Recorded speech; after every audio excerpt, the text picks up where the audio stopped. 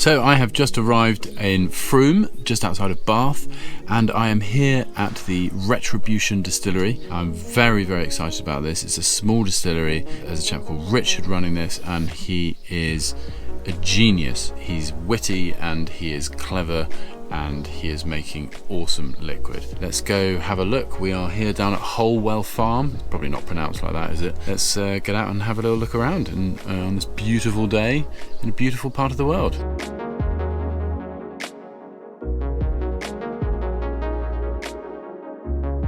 Wow, it's nice down here. There are birds singing away, sun is shining, fresh air. It's not a smelly farm, it's a nice farm. Oh, I think this is it. I don't know how big this pot still looks behind me, but this is actually a 400 litre still. Richard is filling this 4 times with 300 litres of his fermented molasses. He's doing all of his fermentation through here, and he's mixing it in a wonderfully elegant way with his molasses that comes in tubs, 25 litre tubs, and he gets it all mixed up with the hot water and filled into this fermentation tank behind me, which is temperature controlled, so he can make sure it doesn't fluctuate too low or too high, and he can control the length of fermentation. Once it's fully fermented, he says he achieves about 13% alcohol. He then transports that, as I said, in 4 separate batches. That goes through this still. Heats it up with gas-fired still. So he actually made this box that for the pot still to sit on. I love this. So inspiration for this came from Karen over in Montana Rum in Colorado. Very similar setup to what she has. So it's gas-fired, heats it up, which is a terrifying thought because it's an open flame and you've got alcohol. But obviously if you've got alcohol vapors leaking, then you're losing alcohol, you're losing your money, and this is nice and safe. Rich has not died yet, and this hasn't burnt down yet, so it's all good. That heats up and then condenses over in this ginormous worm tub condenser over here. Comes out, collects into here, and then he either bottles it over in this room over here, or it goes into cask. So this is where all the bottling takes place and all of the sensible stuff like the packaging and stuff.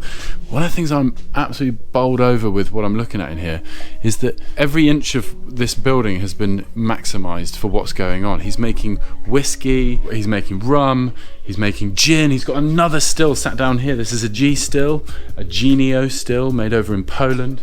He's making his gin on that. You might notice it's a little bit taller than me. It's not normally about that tall. I think he's maybe adapted this slightly to potentially get a slightly higher strength alcohol out of it.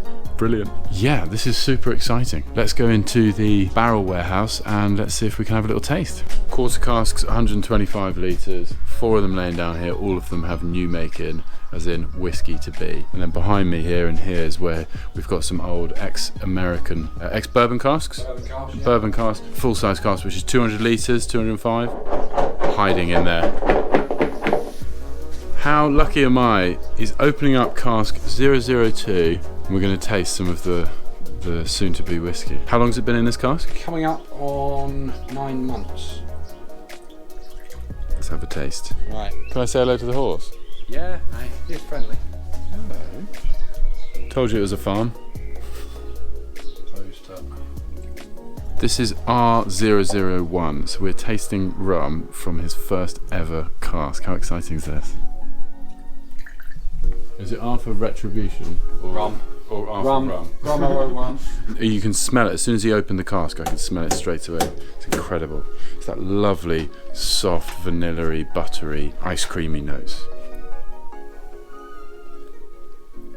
For something that's so strong.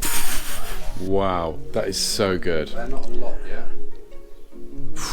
Wow. So yesterday I was over at the Retribution Distillery down near Frome. I'm always speaking positively about producers, distillers, and this really is no exception. What annoys me is because I only speak positively, it probably means less when I'm really excited about something or someone. And that's this occasion. I was wowed by what he's doing over there. Richard Locke, what a character, what a gentleman, and what a fascinating story he's got as well. Firstly, let me urge you to go on his website and go to the distillery, go and just meet him, hear his story, hear what he has to say about what he's producing.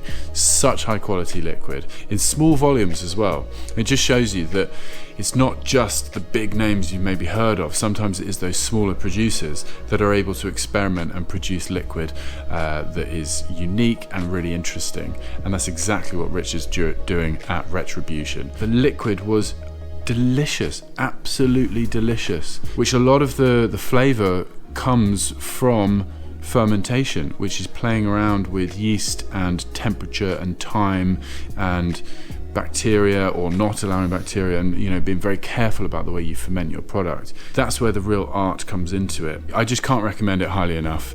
I had such fun there, and I really urge you to go and check it out. Just focusing on his rum for a second, I'd just say that the category of British rum is so much better off for having Richard in it. He may go unnoticed at the moment because he's a small producer, but wow, really delicious liquid. I couldn't endorse it highly enough, and I look forward to hearing your comments on the video, and if anyone's tasted any of his products, let me know. Listen, I've waffled long enough. Thank you for watching.